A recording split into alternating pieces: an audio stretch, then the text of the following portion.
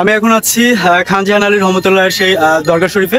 এই দরগা শরীফটির সামনেই আমি এখন দাঁড়ানো এবং আমার পিছনে দেখতে পাচ্ছেন বিশাল বড় একটি দিঘি। সামনেই হচ্ছে সেই দরগা শরীফ। পুরো দরগা শরীফটি আমি ঘুরে দেখব।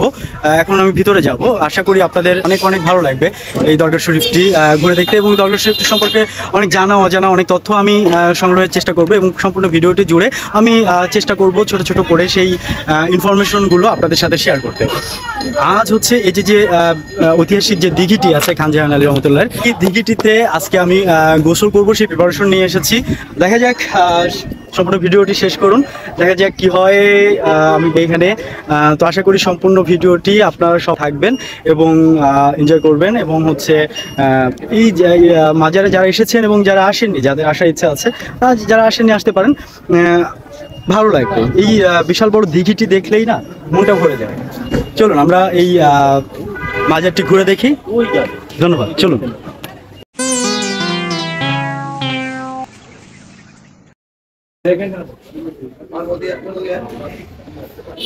আমি মাজারের এখানে আসছি এখন মাজার জিয়ারত করব। যে মাজার প্রাঙ্গণে আছি এখন, মাজার প্রাঙ্গণটি ঘুরে দেখার চেষ্টা করছি।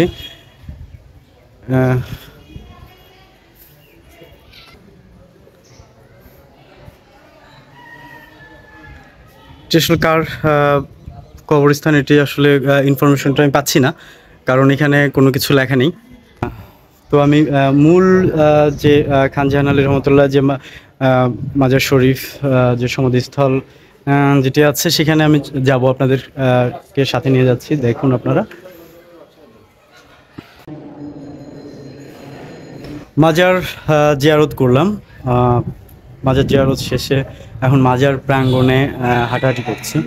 তবে এখানে যেটা আছে যে কিছু মানুষ আছে যারা হচ্ছে একটু ধান্দা করার চেষ্টা করে। এটা সব জায়গায় আছে, প্রতিটা মাজারে কিছু ধান্দাবাজ থাকে। এই ধান্দাবাজের জন্য একটু মাজারের অনেক জায়গায় অনেক বদনাম অনেক সময় হয়। তবে চেষ্টা করবেন যে এই ধান্দাবাজগুলো থেকে একটু সাবধান থাকলে সচেতন থাকবেন, কারণ যে উলিয়ারা এই উপমহাদেশে ইসলাম প্রচার এবং প্রসারের জন্য এসেছিলেন, ওনারা কোনো ধান্দার জন্য আসেননি এখানে। ওনারা এসেছিলেন ইসলাম ধর্ম প্রচারের জন্য, ওনারা এসেছিলেন শান্তির বাণী প্রচারের জন্য, ওনারা এসেছিলেন একটা মহৎ উদ্দেশ্য নিয়ে। বলেছিলাম গোসল করব। আমি খান জাহান আলী রহমতুল্লাহ দরগা শরীফের সামনে যে মাজার, সেই মাজারটিতে গোসল করতে নেমেছি।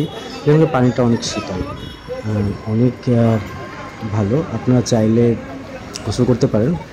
অনেকেই এখানে মানত করে গোসল করে, অনেকেই আসে গোসল করতে। এখানে কুমিরও ছিল এক সময়, এখন আছে কিনা জানি না। এখানে আশেপাশে অনেকগুলো দোকান আছে, অনেক মানুষ ভিড় জমে, অনেক খাবারের দোকান বা অন্যান্য জিনিসপত্রের দোকানও এখানে দেখা যায়। তো এখানে যে গাছপালা একদম ছায়া শীতল। মাঝের থেকে গোসল টোসল করে এখন হচ্ছে বিদায়ের পালা। এখন চলে যাব বাসার দিকে। তো আশা করি এর পরবর্তীতে আরও ভালো কোনো লোকেশনে বা ভালো মানে পরিচিত কোনো জায়গা, যে জায়গাটি সবাই যেতে চান বা কেউ গিয়েছেনও, এরকম আরেকটি জায়গায় বা যে জায়গাটিতে কেউ এখনো যেতে পারেনি, সেরকম একটা জায়গায় আমি যেতে পারি আপনাদেরকে নিয়ে। তো আশা করি আপনাদের সকলের ভালো লেগেছে এবং ভালো লাগবে সামনের ভিডিওগুলো। আসলে এই ট্রাভেল ভিডিওগুলো বা এগুলো আসলে খুব একটা যে গোছানো হয় সেটাও না। এই যে আমার পিছনে দেখছেন অনেক খাবারের দোকান পুকুর পাড় জুড়ে। তো এখানে যে কিছু কিছু খাবার আছে মজার, যেমন একটু আগে মাঠা খেলাম, এটা মজার ছিল। আর সবগুলো তো টেস্ট করা সম্ভব হয় না একটা জায়গায় আসলে। যাই হোক, যে বের হওয়ার পথ দিয়ে বেরোচ্ছি। যে মাজারের আউট ভিউটাও দেখে নিন। তো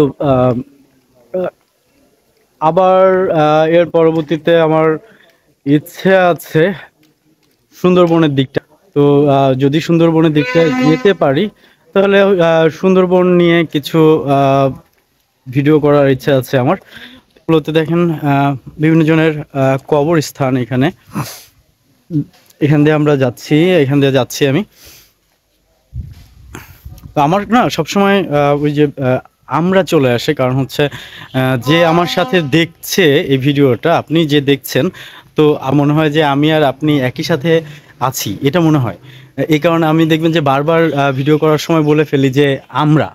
তো আমরা শব্দটি আসলে আমি কখনো ভাবি না যে আমার দর্শক যিনি দেখছেন আমার সাথে এই ভিডিওটি, আমার মনে হয় যে আমরা একসাথেই আছি।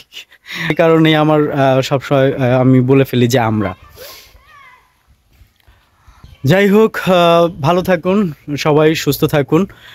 আর আবারও দেখা হবে অন্য কোনো ভালো একটি জায়গায়, অন্য কোনো হয়তো কোনো মাজার, হয়তো কোনো ঐতিহাসিক স্থান, মানে ট্রাভেল ভিডিওগুলো যেমন হয় আপনারা, আর অথবা হচ্ছে আপনারা কি আসলে কি ভিডিওটি দেখতে চাচ্ছেন, বা কোন জায়গাটায় ভিডিও দেখতে চাচ্ছেন সেটাও আপনি জানাতে পারেন কমেন্ট সেকশনে। আমি চেষ্টা করব ওই লোকেশনটায় যেয়ে ঘুরে আসতে।